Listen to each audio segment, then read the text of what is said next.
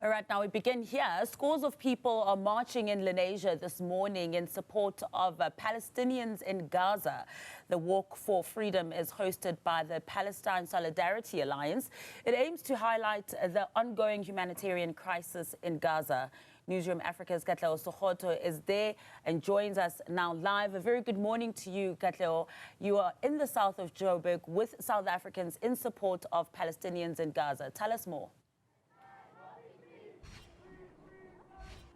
Thank you, Masa. Hundreds of people have come out here in Lenasia, and the chant is "Free, free Palestine from the river to the sea."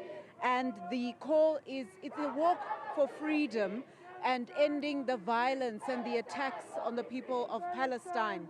We know that some of the news that have made international headlines this week being the abduction of over 400 activists who are part of the global Samut flotilla, but as well as the latest of U.S. President Donald Trump outlining his 20-point plan to call for a ceasefire in the area, in the region. And so these are the latest developments, but the community of Lenasia here calling for an overall end to the violence in Palestine. But I do have with me Ms. Feroza to give us more details. Can you just tell us about today's march and what is the message here today? Thank you. So the Walk for Freedom is now the 20th annual Walk for Freedom. It's taken after Nelson Mandela, based on his long walk to freedom. So as you know, for many decades, the community of Lenasia has always supported Palestine, has supported the end of apartheid in South Africa. There was strong support for the end of apartheid in South Africa. And this has been totally intertwined with the struggle of a free Palestine. The global Samut flotilla is one of those actions that expose states who have been so complicit in enabling this genocide.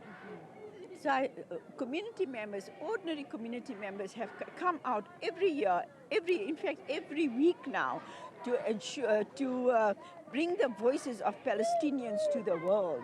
And communities like Lenasia, communities in the south of Johannesburg have been vocal around oppression, around all forms of struggle of ordinary people in our country, in Africa, DRC, Congo, Sudan, and linking this to the struggle of Palestinian people.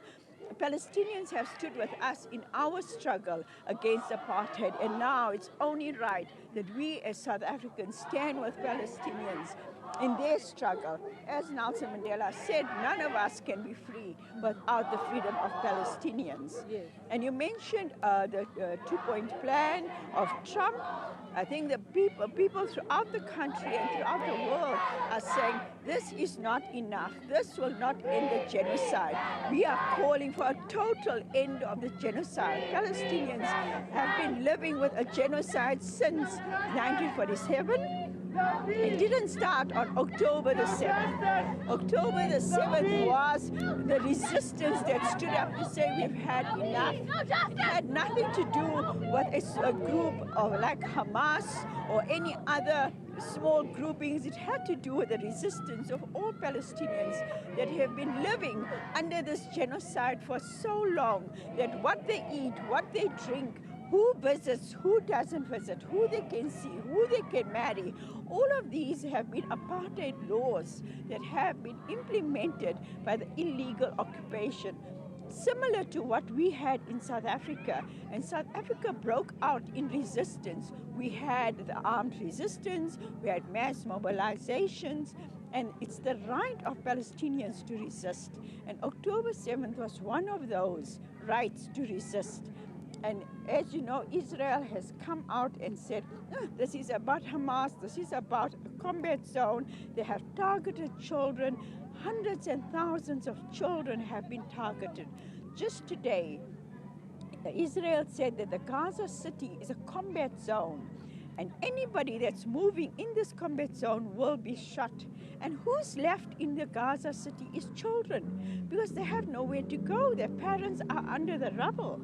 So you are making children targets. This is totally illegal against international law, against humanitarian law, against all laws of society. And it's time for the world to stand up, to expose this impunity, to expose Zionism everywhere. Zionism in our country, Zionism in the rest of Africa, Zionism in the occupied Palestinian territory.